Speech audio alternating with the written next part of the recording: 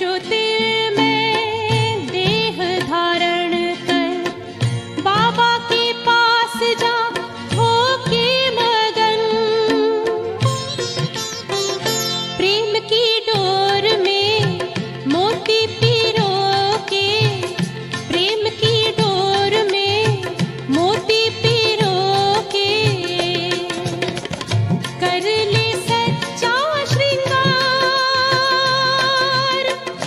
उड़ जा प्यारे वतन में, नीले अंबर के उस पार, नीले अंबर के उस पार। पंछी रे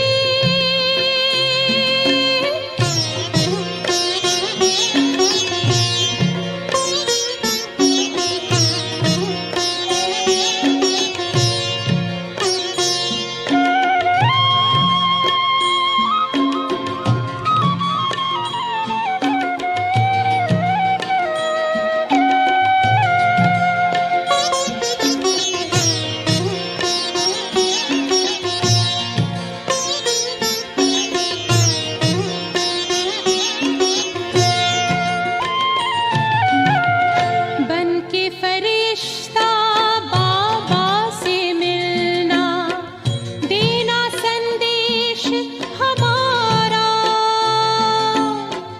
बन के फरिश्ता बाबा से मिलना, देना संदेश हमारा।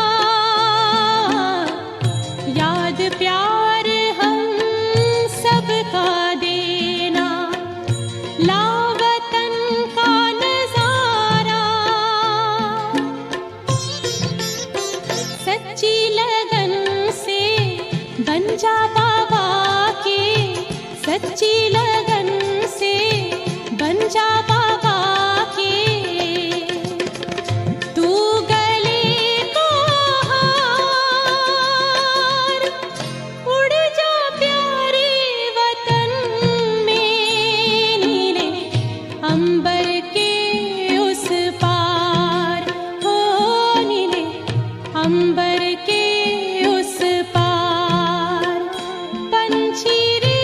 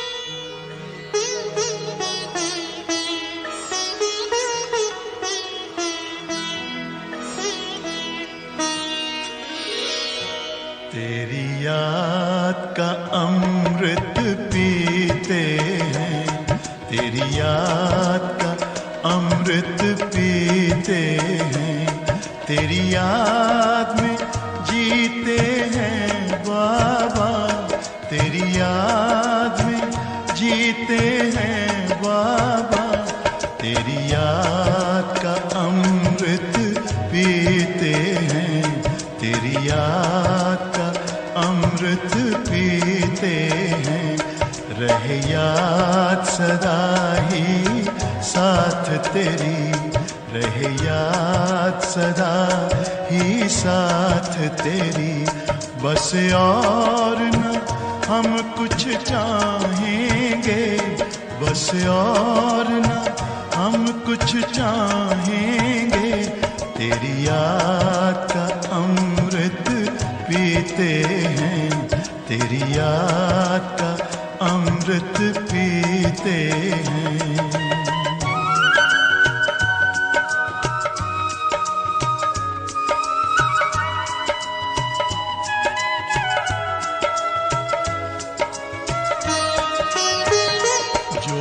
पल बीते तेरी यादों में, जो पल बीते तेरी यादों में, वो पल अविनाशी होते हैं, वो पल अविनाशी होते हैं।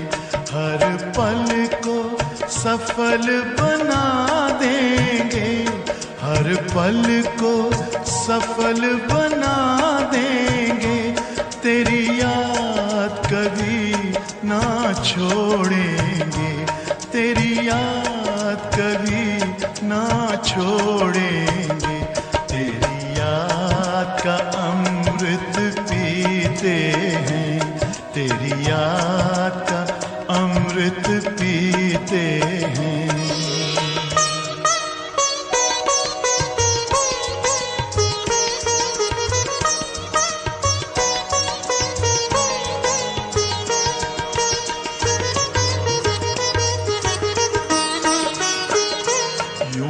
आप रहो संग संग बाबा, यूं ही आप रहो संग संग बाबा, इस दुनिया के सुख पाने क्या, इस दुनिया के सुख पाने क्या, लहराते रहे तेरी यादों में, लहराते रहे तेरी यादों में, उन यादों में खो जाएंगे, उन यादों में खो जाएंगे, तेरी याद का अमृत पीते हैं, तेरी याद का अमृत पीते हैं, तेरी याद में जीते हैं बाबा, तेरी याद में जीते हैं बाबा, तेरी याद का अमृत पीते हैं, तेरी याद का अमृत पीते हैं। रहे याद सदा ही साथ तेरी, रहे याद सदा ही साथ तेरी, बस और न हम कुछ चाहेंगे, बस और न हम कुछ चाहेंगे, तेरी याद का अमृत पीते हैं, तेरी याद का अमृत पीते हैं, तेरी याद का अमृत पीते हैं, तेरी याद का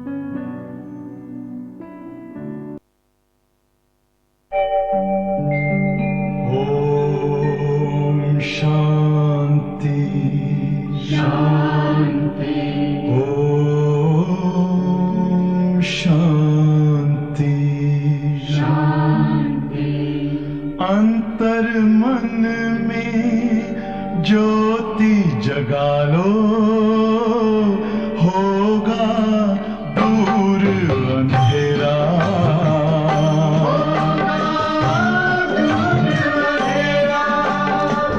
शिव का कर लो ध्यान, आ रहा पावन पुण्य सवेरा।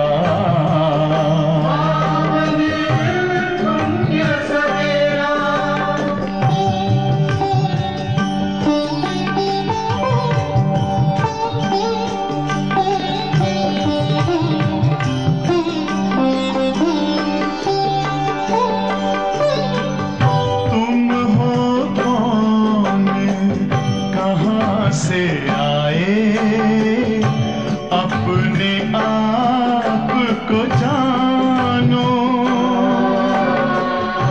राजयोग के द्वारा अपना परम पिता पहचानो। इसी राजपथ पर चलकर तुम पालो अपना बसेरा।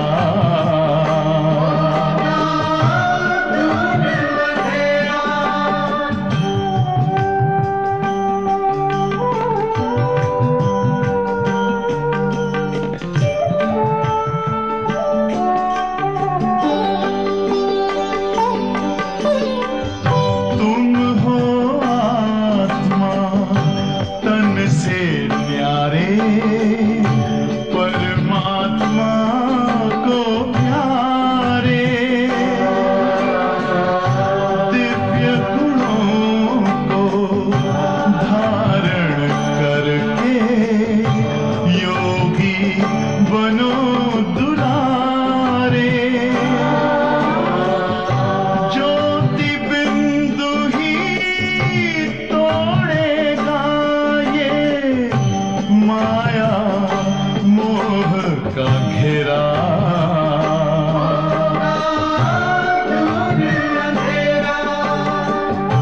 अंतर मन में ज्योति जगा लो, होगा दूर अंधेरा।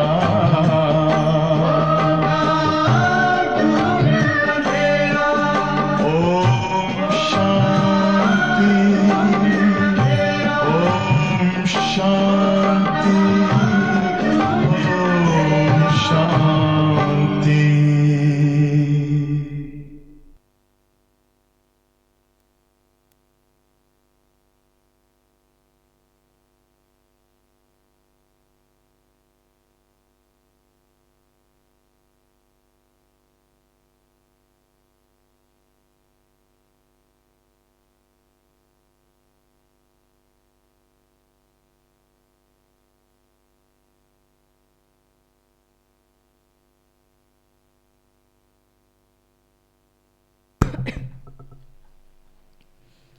ओम शांति।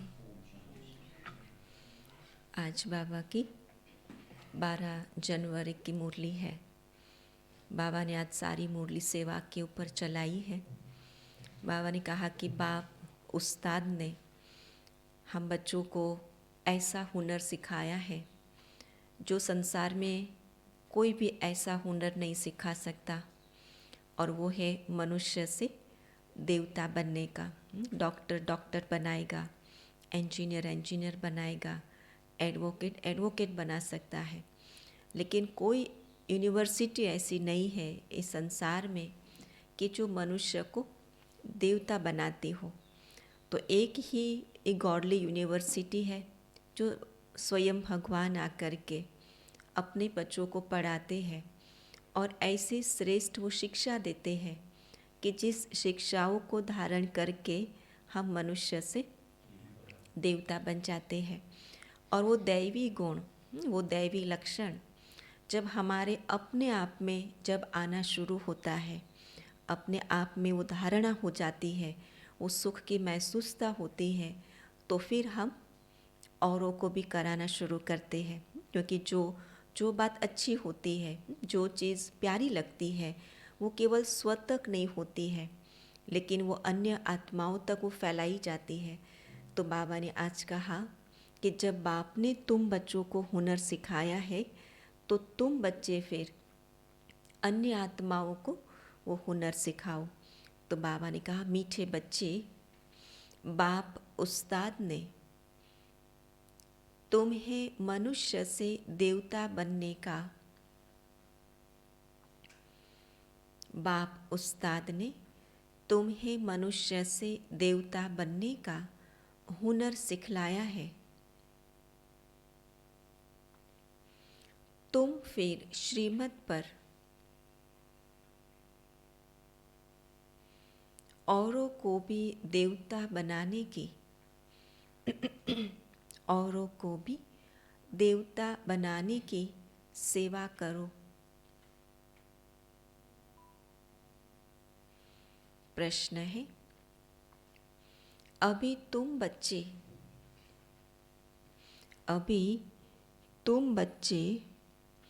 कौन सा श्रेष्ठ कर्म करते हो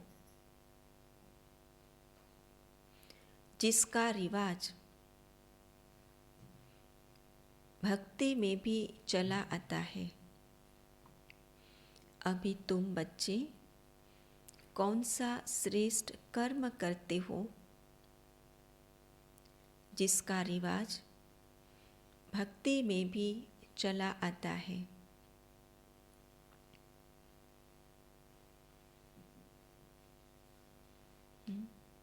कौन सा रिवाज अभी है?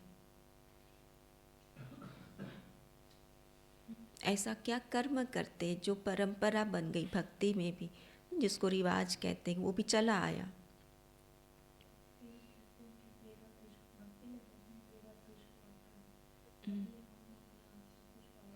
जब हम संगम पर बच्चे बाबा को सब कुछ समर्पित करते हैं, तेरा तुझको अर्पण करते हैं, तो भक्ति में भी वो गायन पड़ा कि मेरा कुछ नहीं, सब कुछ तेरा। लेकिन वो केवल गायन रहा, पर वो अर्पण नहीं हुआ। ज्ञानदान जब हम संगम पर करते हैं, तो फिर भक्ति में स्थूल धन के दान का महत्व हो गया कि अगर पाप कर्मों से मुक्त होना हो तो धर्माऊ निकालना चाहिए। और कई बड़े बड़े बिजनेसमैन होते, शाहूकार लोग होते हैं, जो कई बार बाबा मुरलियों में कहते हैं कि पाप कर्म से मुक्त होने के लिए वो कुछ % वो धर्माऊ ज़रूर निकालते हैं। तो आज बाबा कहते हैं, तुम अभी श्रीमत पर अपना तन मन धन,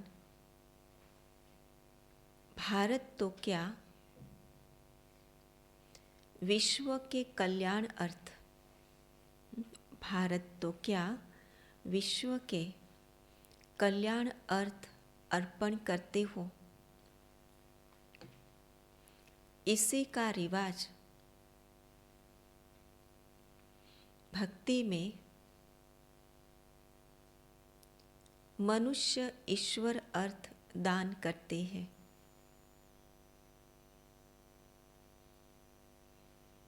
उन्हें फिर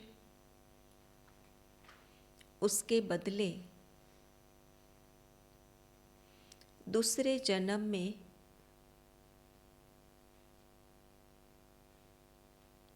राजाई घर में जन्म मिलता है।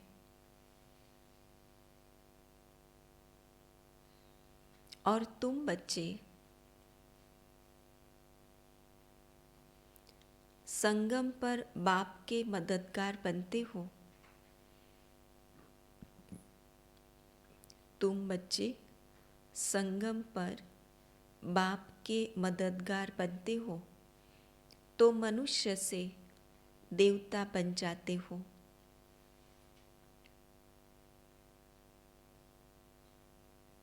आज का गीत है, तूने रात गवाई सोई के और दिन गवाया खाई के। ओम शांति। बाप बच्चों को समझाते हैं, जब बच्चे समझते हैं तब फिर औरों को समझाते हैं। ये बात तो स्पष्ट है कि समझा भी वो सकता है जो स्वयं समझा हुआ होगा।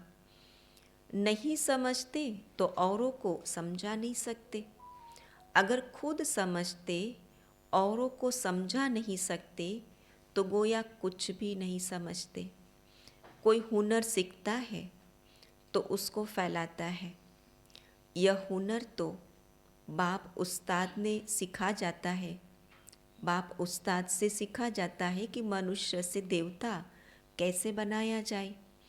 तो देवता ये जिनके चित्र भी है मनुष्य को देवता बनाते हैं, तो गोया वह देवता अभी नहीं है। जो बनाने की बात है तो वो तो साफ है कि अभी नहीं है, तो फिर बनाया जाता है। देवताओं के गुण गाए जाते हैं। सर्वगुण संपन्न, 16 कला संपूर्ण। यहाँ कोई मनुष्य के तो ऐसे गुण नहीं गाए जाते। किसी मनुष्य की सर्वगुणों की महिमा नहीं होती। वो कितना भी शाहूकार धनाढ्य हो, लेकिन मंदिर में जाकर तो वो सर्वगुणों की महिमा केवल देवी देवताओं के आगे करेंगे। कोई भी देहधारी मनुष्य के आगे नहीं करेंगे। और वो खुद स्वयं के लिए क्या कहेगा, मुझ निर्गुण हारे में कोई गुण नहीं। तो मनुष्य मंदिरों में जाकर देवताओं के गुण गाते हैं। भल पवित्र तो सन्यासी भी है, परंतु मनुष्य उन्हों के ऐसे गुण नहीं गाते। पवित्र की महिमा से वो पाँव पड़ेंगे, उसका नमन करेंगे, लेकिन इस सर्वगुणों की महिमा नहीं करेंगे। वह सन्यासी तो शास्त्र आदि भी सुनाते हैं।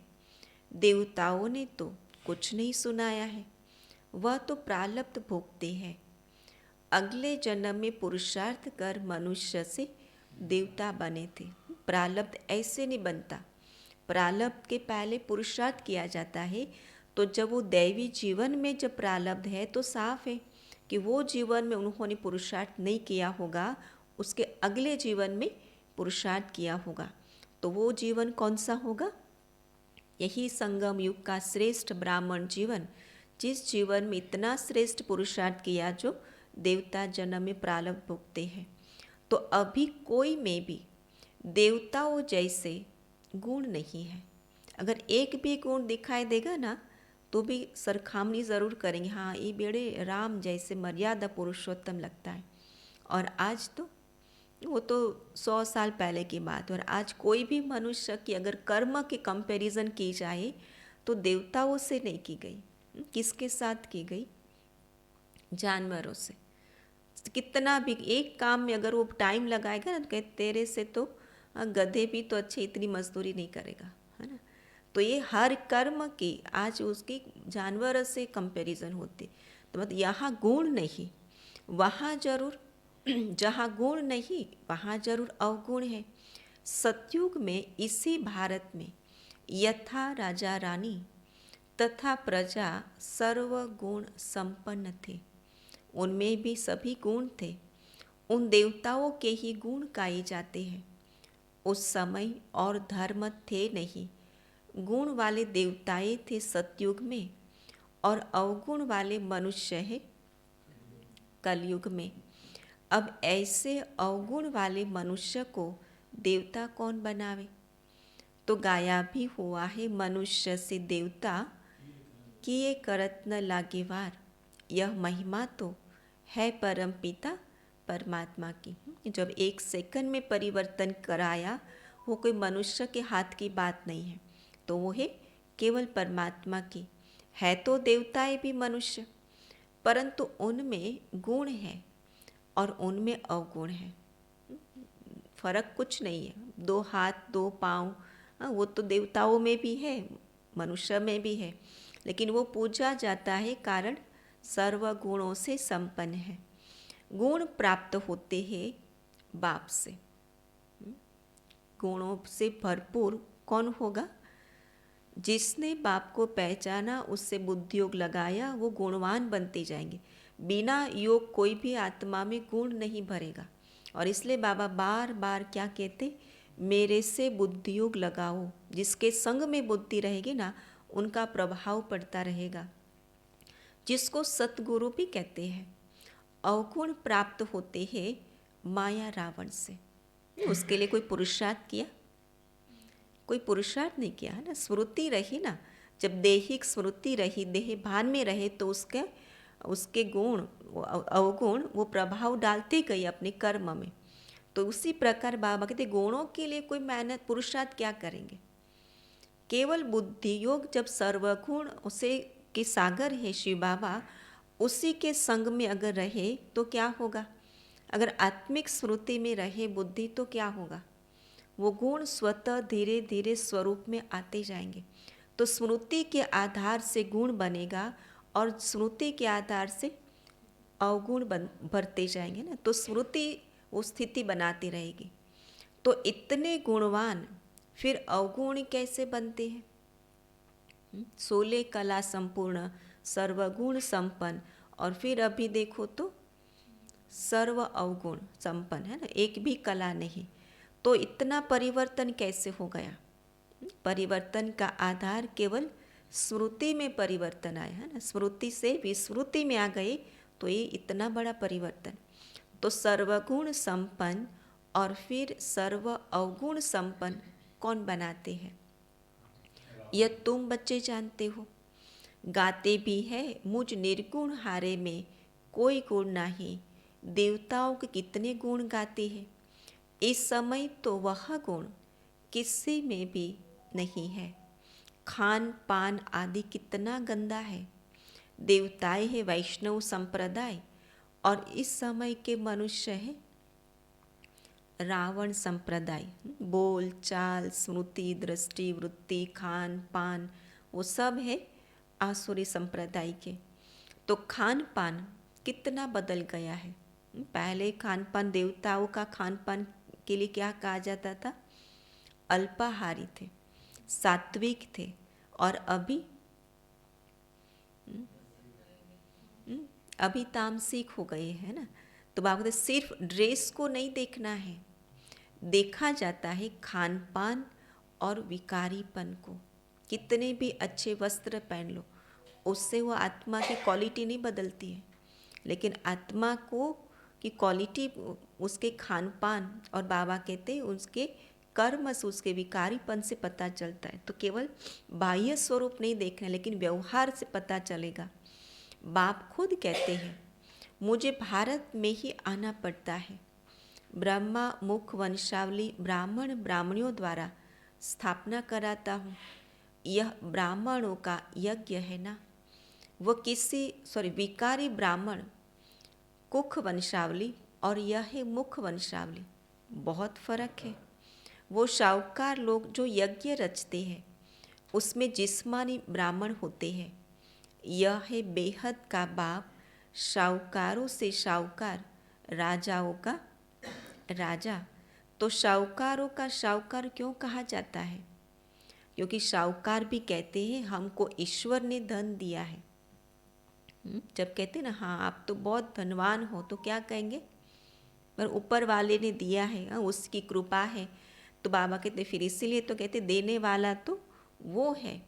ईश्वर अर्थ दान करते हैं तो दूसरे जन्म में धनवान बनते हैं। इस समय तुम शिव बाबा को सब कुछ तन मन धन अर्पण करते हो। यूज़ करते तो किस लिए, सेवा अर्थ यूज़ करते हैं। तो कितना ऊंच पद पाते हो। तुम श्रीमत पर इतने ऊंच कर्म सीखते हो तो तुमको जरूर फल मिलना चाहिए। तन मन धन अर्पण करते हो है ना, किया तो उसको सोचो नहीं कि मिलेगा या नहीं मिलेगा। जिसके अर्थ किया है उसका फल ज़रूर प्राप्त होने वाला है ना। हर कर्म का फल मिलता ही मिलता है। और इसलिए अर्जुन को कहा कि तू कर्म किए जा पर फल की इच्छा नहीं रख। जो किया है उसका मिलना ज़रूर है। वह भी ईश्वर अर्थ करते हैं कोई के थ्रू। और यह रिवाज भारत में है। तो बाप तुमको बहुत अच्छे कर्म सिखलाते हैं।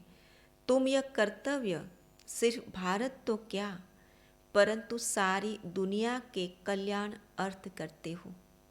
किसके, ये हमेशा स्मृति में रहे कि हम जो कर्म करते हैं वो सारे भारत तो क्या लेकिन सारे विश्व के कल्याण अर्थ करती, इसलिए परिवार की सीमा को हमें क्रॉस करना है। इसलिए बाबा कहते बेहद में चले जाओ।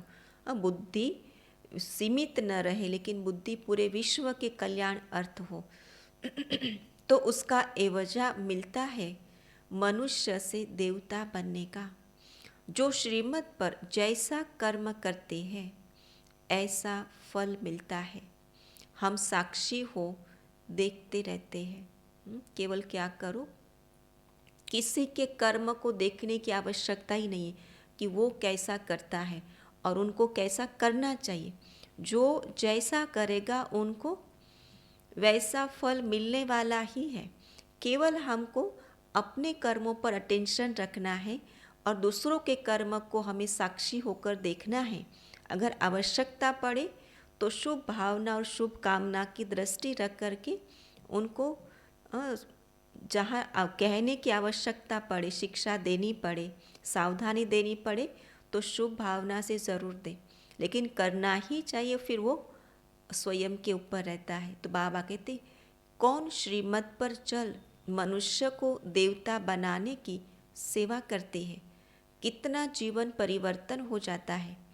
श्रीमत पर चलने वाले ब्राह्मण ठहरे। ब्राह्मण की डेफिनेशन बहुत ऊंची और बहुत गहरी है कि केवल हमने ज्ञान सुन लिया और ब्राह्मण बन गए, वो नहीं है। पक्के ब्राह्मण जो बाप के बच्चे कहलाते हैं वो संपूर्ण धारणा युक्त होते हैं, संपूर्ण तन मन धन से पवित्र रहने वाले होते हैं। वो ब्राह्मण बाबा कहते संपूर्ण श्रीमत पर चलने वाले होते हैं। बाप कहते ब्राह्मणों द्वारा शूद्रों को बैठ राजयोग सिखलाता हूँ। 5000 वर्ष की बात है। भारत में ही देवी देवताओं का राज्य था। चित्र दिखाने चाहिए, चित्रों बिगर समझेंगे पता नहीं यह कौन सा नया धर्म है जो शायद विलायत से आता है। चित्र दिखाने से समझेंगे यह देवताओं को मानते हैं, बाकी कोई मूर्ति तो रखते नहीं हैं। तो कई बार कई लोग कहते हैं कि ब्रह्मा कुमारी वाले तो बिल्कुल नास्तिक है, न पूजा पाठ करते हैं न दिया जलाते हैं, तो नास्तिक समझते हैं।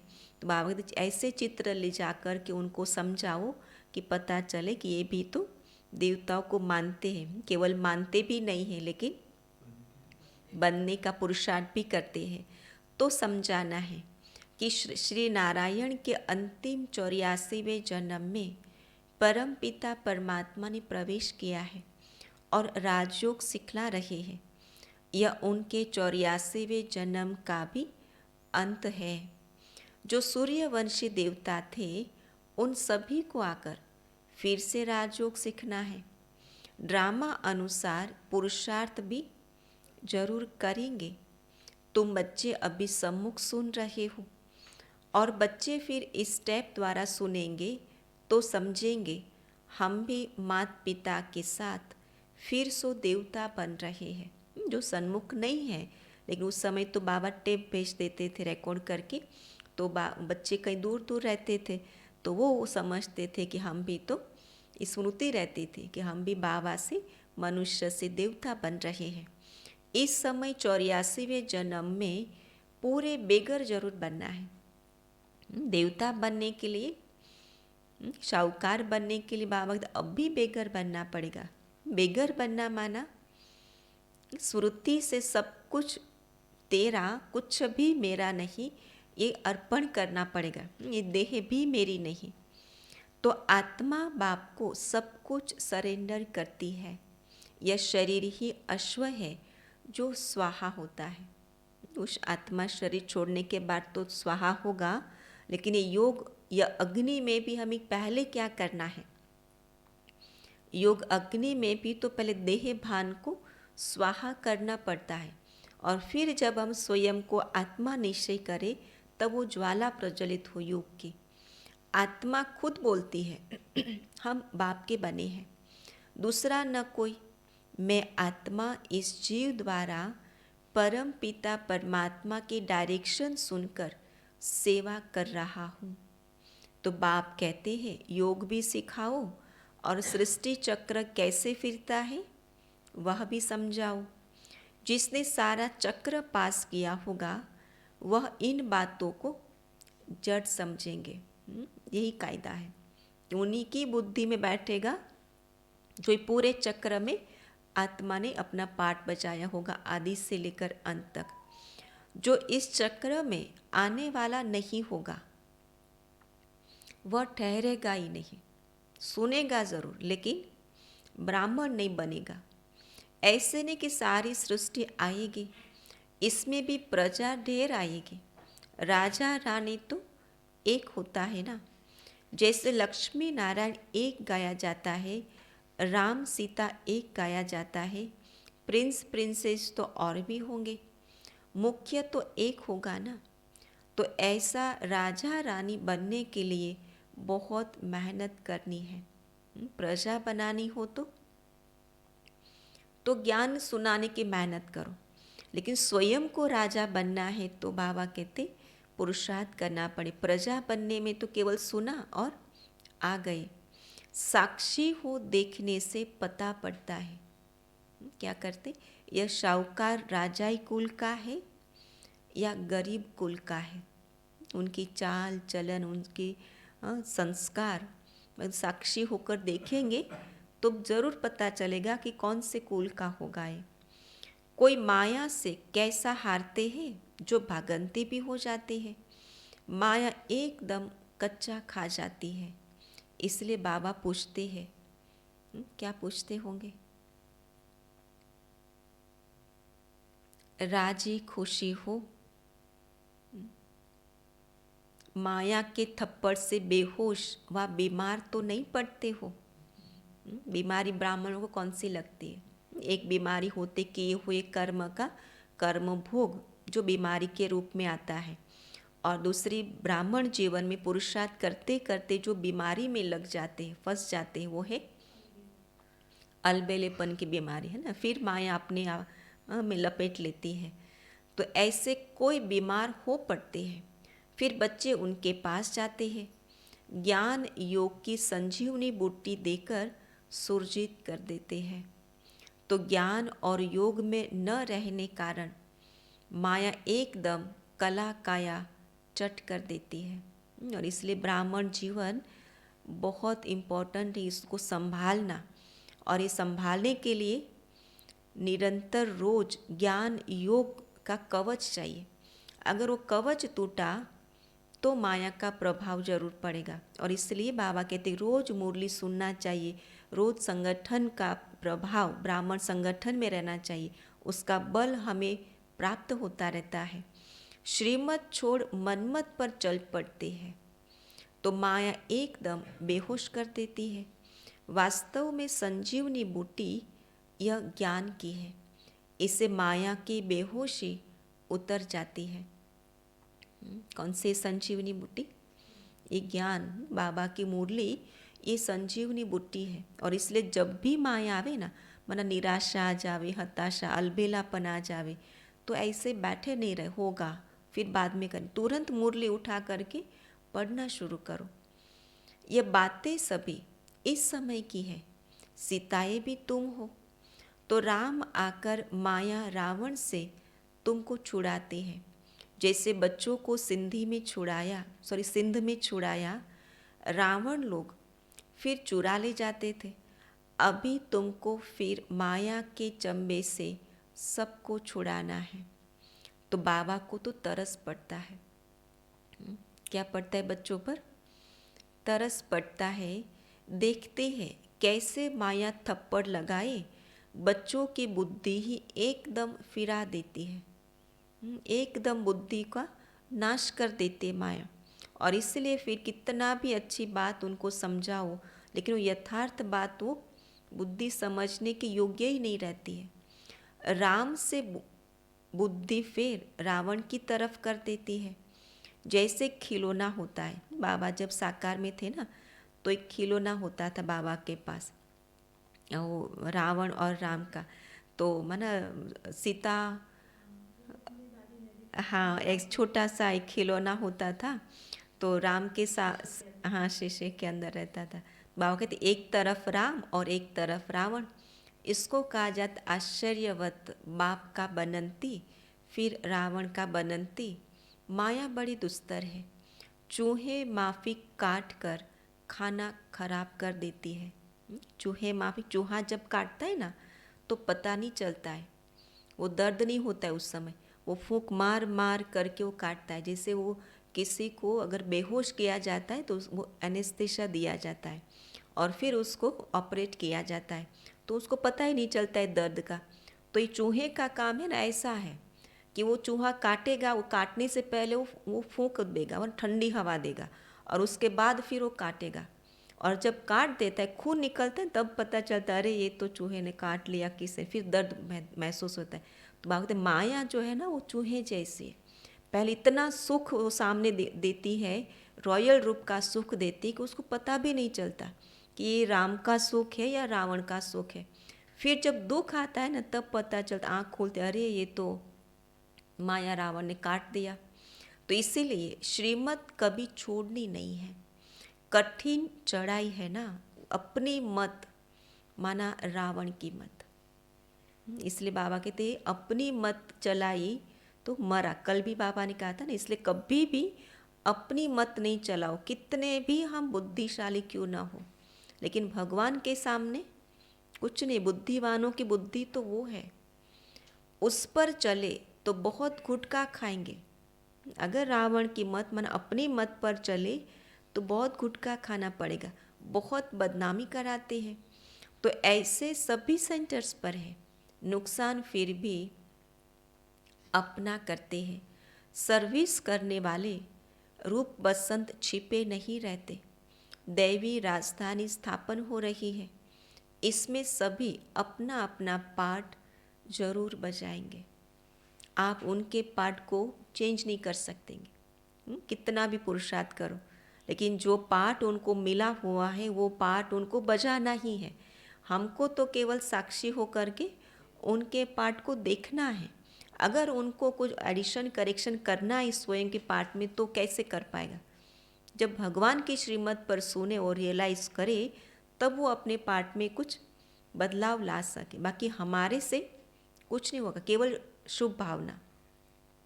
तो दौड़ी लगाएंगे तो अपना कल्याण करेंगे। कल्याण भी एकदम स्वर्ग का मालिक। कितना कल्याण होगा? स्वर्ग का मालिक बन जाएगा। जैसे माँ बाप तख्त नशीन होते हैं तो बच्चों को भी होना है, बाप को फॉलो करना है, नहीं तो अपना पद कम कर देंगे। बाबा ने ये चित्र कोई रखने लिए नहीं बनाए हैं, इनसे बहुत सर्विस करनी है। बड़े बड़े शाहूकार लोग लक्ष्मी नारायण का मंदिर बनवाते हैं, परंतु यह किसी को पता नहीं है कि यह कब आए, इन्होंने भारत को कैसे सुखी बनाया, जो सभी उन्हों को याद करते हैं। तो तुम जानते हो कि मंदिर होना चाहिए एक दिल वाले का, यह एक ही काफ़ी है। लक्ष्मी नारायण के मंदिर से भी क्या होगा? वह कोई कल्याणकारी नहीं है। लक्ष्मी नारायण भी कोई पावन थोड़ी बनाएंगे, वो तो है ही पावन दुनिया के मालिक, जहाँ सारी आत्माएं पावन ही पावन है। तो बाबा कहते वो थोड़ी पावन बनाएंगे, कल्याणकारी है। शिव का मंदिर बनाते वह भी अर्थ रहित, तो उनका ऑक्यूपेशन तो जानते ही नहीं। मंदिर बनावे ऑक्यूपेशन को न जाने तो क्या कहेंगे? जब स्वर्ग में देवता ही थे तो मंदिर होते नहीं। जो मंदिर बनाते हैं उन्हों से पूछना चाहिए लक्ष्मी नारायण कब आए थे, उन्होंने क्या सुख दिया था? कुछ समझा नहीं सकते। इससे सिद्ध है कि जिनमें अवगुण है वह गुणवान के मंदिर बनाते हैं। तो बच्चों को बहुत सर्विस का शौक़ होना चाहिए। बाबा को सर्विस का बहुत शौक़ है, तब तो ऐसे ऐसे चित्र बनवाते हैं। बाबा को बहुत चलता था मंथन कि ऐसे बड़े बड़े चित्र बनाने चाहिए, जिससे जैसे अंधों के सामने आईने हो कि लोगों को समझाना ना पड़े, लेकिन इतनी स्पष्टता हो कि वो देखे और समझ जावे। भल चित्र शिव बाबा बनवाते हैं, परंतु बुद्धि दोनों की चलती है।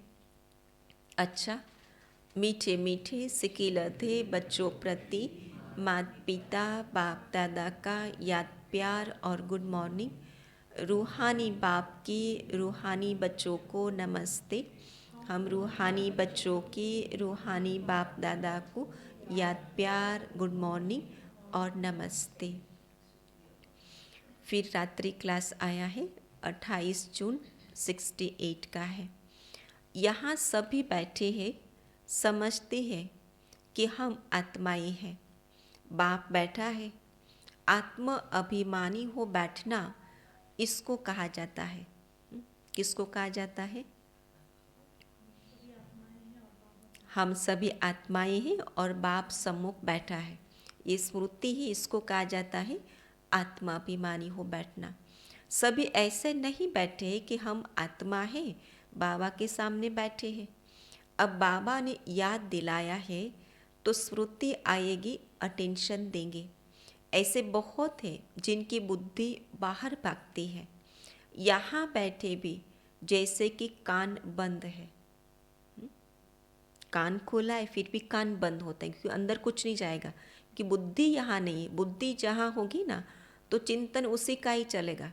और आंखें भल सामने देखे, कान सुने भी, लेकिन अंदर कुछ भी जाएगा नहीं। तो बुद्धि बाहर में कहाँ न कहाँ दौड़ती रहती है। बच्चे जो बाप की याद में बैठे हैं वे कमाई कर रहे हैं। बाप की याद में बैठे हैं तो उससे क्या कर रहे हैं? कमाई कर रहे हैं ना। याद में रहना माना कमाई ही कमाई। बहुतों का बुद्धियोग बाहर में रहता है, वह जैसे कि यात्रा में नहीं है, टाइम वेस्ट होता है। बाप को देखने से भी बाबा याद पड़ेगा। नंबरवार पुरुषार्थ अनुसार तो है ही, कोई कोई को पक्की आदत पड़ जाती है, हम आत्मा हैं, शरीर नहीं है। जितना अभ्यास ज़्यादा उतने फिर आदत पड़ती है, और फिर आदत फिर धीरे धीरे संस्कार बना देते। फिर उसको बार बार बोलना नहीं पड़ता मैं आत्मा हूँ, लेकिन एक बार संकल्प की आत्मा हूँ और बुद्धि उसमें स्थित हो जाती है, स्वरूप बन जाती है। तो बाप नॉलेजफुल है तो बच्चों को भी नॉलेज आ जाती है। अभी वापिस जाना है, चक्र पूरा होता है, अभी पुरुषार्थ करना है। बहुत गई थोड़ी रही, और थोड़ी की भी अब थोड़ी रही। तो इसलिए बाबा कहते जब बहुत गई थोड़ी रही, जब थोड़ी की भी थोड़ी बची है हाथ में, तो बहुत पुरुषार्थ करना चाहिए। अंतिम इम्तिहान के दिनों में फिर बहुत पुरुषार्थ करने लग पड़ेंगे। समझेंगे अगर हम पुरुषार्थ नहीं करेंगे तो नापास हो जाएंगे, पद भी बहुत कम हो जाएगा। तो बच्चों का पुरुषार्थ तो चलता ही रहता है। देह अभिमान कारण विकर्म होंगे। विकर्म का बेस है देह अभिमान, और इसलिए बाबा कहते हैं उसको तोड़ो, अहंकार को तोड़ो, अभिमान को छोड़ो। जब ये छूट जाएगा और अब अहंकार टूट जाएगा तो विकर्म करना बंद हो जाएगा। इसको 100 गुणा, इसका 100 गुणा दंड हो जाएगा। अगर विकर्म हो गया तो 100 गुणा। क्यों? ज्ञान था, समझ थे, और उसके बावजूद भी देह अभिमानवश कर्म किया तो 100 गुणा। भक्ति में भी तो देह अभिमानवश कर्म करते तो भल कर विकर्म होता है, लेकिन 100 गुणा नहीं दंड मिलता, क्योंकि ज्ञान नहीं है ना। बाबा कहते ज्ञानी होकर के भी अगर ये कर्म किया तो उसकी सजा फिर 100 गुणा, क्योंकि हमारी निंदा कराते हैं। ऐसा कर्म नहीं करना चाहिए जो बाप का नाम बदनाम हो। इसीलिए कहते हैं सतगुरु के निंदक ठौर न पावे। ठौर माना बादशाही, पढ़ाने वाला भी बाप है, और कहाँ भी सत्संग में एम ऑब्जेक्ट नहीं है। यह है हमारा राजयोग, और कोई ऐसे मुख से कुछ कह न सके कि हम राजयोग सिखलाते हैं। वह तो समझते हैं शांति में ही सुख है, वहाँ तो न दुख न सुख की बात है, शांति ही शांति है। फिर समझा जाता है कि इनकी तकदीर में कम है। सभी से तकदीर ऊंची उनकी है जो पहले से पाठ बजाते हैं। वहाँ उनको यह ज्ञान नहीं रहता, वहाँ संकल्प ही नहीं चलेगा। बच्चे जानते हैं हम सभी अवतार लेते हैं, क्या लेते? अवतार लेते, कर्म करने अर्थ, पाठ बचाने अर्थ, और पाठ पूरा हो जाएगा, अपना कर्तव्य पूरा हो जाएगा, फिर वापस जाना है। भिन्न भिन्न नाम रूप में आते हैं। यह ड्रामा है ना, हम आत्माएं शरीर धारण कर इसमें पाठ बजाती है। वह सारा राज बाप बैठ समझाते हैं। तुम बच्चों को अंदर में अतीन्द्रिय सुख रहता है। कौन सा सुख?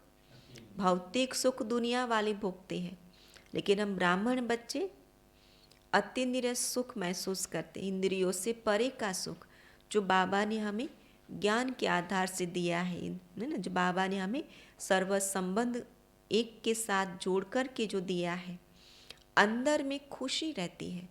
कहेंगे यह देही अभिमानी है, एक है बाह्य खुशी, कुछ प्राप्ति स्थूल विनाशी प्राप्तियों की खुशी, लेकिन ब्राह्मणों की खुशी वो अंदरूनी खुशी होती, कुछ पाया है उसकी खुशी होती है। तो बाप समझाते भी है, तुम स्टूडेंट हो, जानते हो हम देवता स्वर्ग के मालिक बनने वाले हैं। सिर्फ देवता भी नहीं, हम विश्व के मालिक बनने वाले हैं। यह अवस्था स्थायी तब रहेगी जब कर्मातीत अवस्था होगी। ड्रामा प्लेन अनुसार होनी है ज़रूर। कब होगी? पुरुषार्थ करते करते वो अवस्था तक पहुंचना है, पर होगी ज़रूर, ड्रामा में फिक्स है। तुम समझते हो हम ईश्वरीय परिवार में हैं, स्वर्ग की बादशाही मिलनी है ज़रूर। जो जास्ती सर्विस करते हैं, बहुतों का कल्याण करते हैं, तो ज़रूर उच्च पद मिलेगा। बाबा ने समझाया है, यह योग की बैठक यहाँ हो सकती है, बाहर सेंटर्स पर ऐसे नहीं हो सकती। 4 बजे आना, निष्ठा में बैठना, वहाँ कैसे हो सकता है? जब मधुबन में जाते हैं तो वहाँ 4 बजे अमृत वेले उठ करके बैठ करके बाकायदे सभी बड़े संगठन में प्यार से बाबा को याद करते हैं। लेकिन फिर घर आते तो रोज़ वो सेंटर पर नहीं होता, फिर अपने घर में वो नियम बनाना पड़ता है अमृत वेले का। और सच्चा पक्का ब्राह्मण वो होता है कि जो ब्राह्मण जीवन की पूरी दिनचर्या को फॉलो करता हो, अमृत वेले से लेकर के रात तक का। वक्त सेंटर में रहने वाले भल बैठे, बाहर वाले को भूले चुके भी कहना नहीं है। समय ऐसा नहीं है, यह यहाँ ठीक है, घर में ही बैठे हैं तो बाहर से आना पड़ता है। यह सिर्फ यहाँ के लिए है। बुद्धि में ज्ञान धारण होना चाहिए, हम आत्मा हैं। उनका यह अकाल तख्त है, टेव आदत पड़ जानी चाहिए। क्या हो? बाबा कहते आदत पड़ जानी चाहिए कि मुझ आत्मा का ये भ्रुकुटी अकाल तख्त है ना। तो बार बार मुझे ये पक्का कराना है। हम भाई भाई हैं, भाई से हम बात करते हैं। अपने को आत्मा समझ बाप को याद करो तो विकर्म विनाश हो जाए।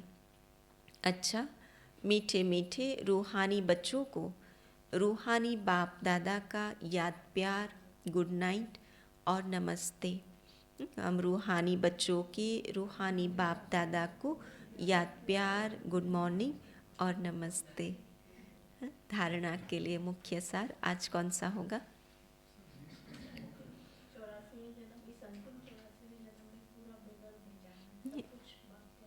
सब कुछ बाप पर अर्पण कर देना है। ये अंतिम 84वां जन्म है, तो पूरा बेगर बनेंगे, सब कुछ मेरा सो तेरा करेंगे, तो फिर वहाँ जाकर देवता बन जाएंगे, शाहूकारों में आ जाएंगे।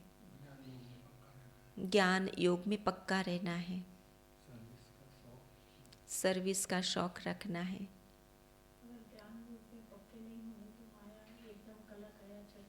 अगर ज्ञान योग में पक्के नहीं रहेंगे तो फिर माया कला काया ही चट कर देंगी। तो बाबा की माया ऐसी चूहे जैसी जो कैसे प्रवेश कर लेंगी, कैसे काट लेंगी, वो पता ही नहीं चलेगा, है ना। सारी शक्तियाँ अवस्था कोई वो डामाडोल कर देती है। लगता है कि हाँ हम तो खुशी है, हम तो सुख में ही हैं, लेकिन समय पास होने से फिर आंखें खुलती है, तब पता चलता है कि ये तो मायावी सुख था और इसलिए बहुत अलर्ट रहना है, खबरदार रहना है, साक्षी होकर के हर एक के पार्ट को देखना है और अपने पार्ट को बेस्ट बनाना है, श्रीमत पर चलना है। ब्राह्मण है, श्रीमत पर चलकर पूरे भारत तो क्या लेकिन पूरे विश्व का कल्याण करना है। स्मृति रखेंगे तब गुणवान बनेंगे। तो स्मृति के आधार से तो गुणवान और अवगुण वाले बन जाते ना। तो बाबा ने अभी स्मृति दिलाई है, सर्वश्रेष्ठ तुम कौन हो और क्या थे और अभी तुम्हारे साथ कौन है। तो इसलिए जैसी स्मृति रहेगी वैसी स्मृति रहेगी, स्मृति से वैसी स्थिति और स्वरूप में वो फिर उनके गुण अवगुण आते जाएंगे।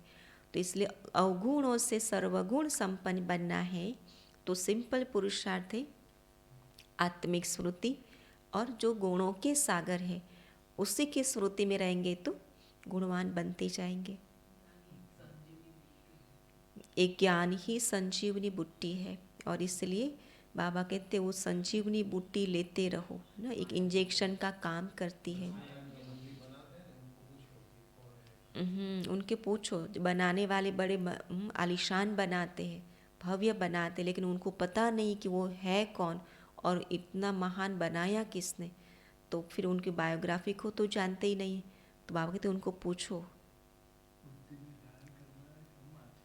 बुद्धि में धारण करना है कि हम आत्मा है, तो उसको स्वीकार हो जावे और स्वीकार हो जाएगा तो बुद्धि उसका स्वरूप में स्थित हो जाएंगे। फिर पहली पॉइंट है ज्ञान योग की संजीवनी बुट्टी से, ज्ञान योग की संजीवनी बुट्टी से स्वयं को माया की बेहोशी से बचाते रहना है। मनमत पर कभी नहीं चलना है, मनमत पर कभी नहीं चलना है। दूसरी पॉइंट, रूप बसंत बन सर्विस करनी है। माता पिता को फॉलो कर तख्त नशीन बनना है। माता पिता को फॉलो कर तख्त नशीन बनना है। वरदान है अपनी शक्तिशाली स्थिति द्वारा दान और पुण्य करने वाले, दान और पुण्य करने वाले पूजनीय और गायन योग्य भव।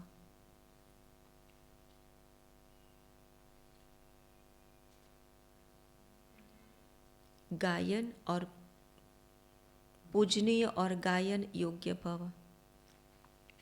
विस्तार है अंतिम समय में जब कमजोर आत्माएं आप संपूर्ण आत्माओं द्वारा प्राप्ति का थोड़ा भी अनुभव करेगी तो यही अंतिम अनुभव के संस्कार लेकर आधा कल्प के लिए अपने घर में विश्रामी होंगी।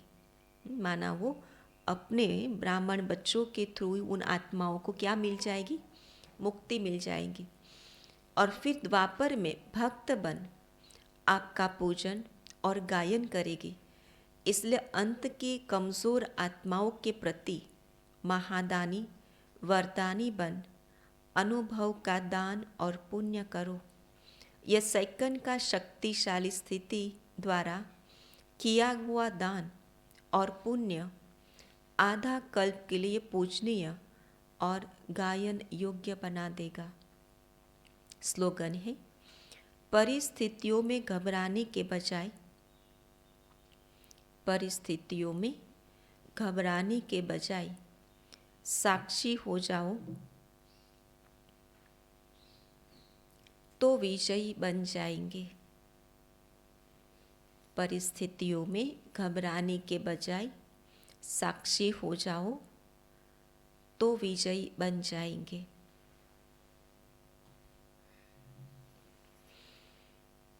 ओम शांति। बाकी आज का स्वमान है, मैं कंबाइंड स्वरूप हूं। और चिंतन है, कंबाइंड लवलीन स्थिति क्या है, उसकी अनुभूतियां क्या होगी।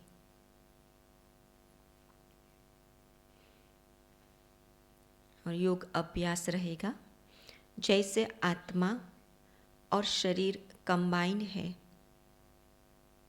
जैसे आत्मा और शरीर कंबाइन है, ऐसे सदा अनुभव हो कि बाप के साथ मैं आत्मा कंबाइन हूँ।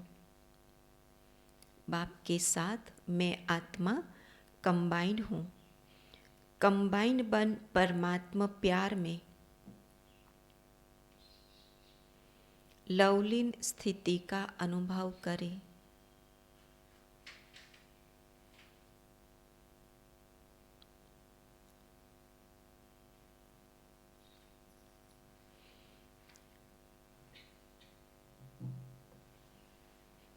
ओम शांति।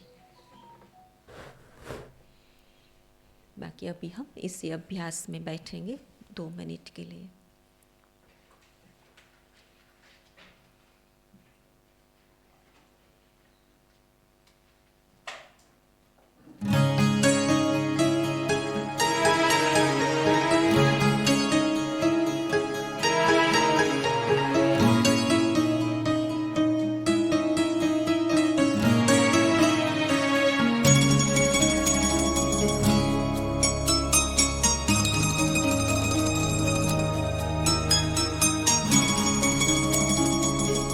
एक मेरा मनमीत जहां, एक मेरा मनमीत जहां, दूजा है कोई और नहीं, और नहीं कोई और नहीं। चल रे मना ले चल तू वहाँ, चल रे मना ले चल तू वहाँ, जग का जहाँ कोई शोर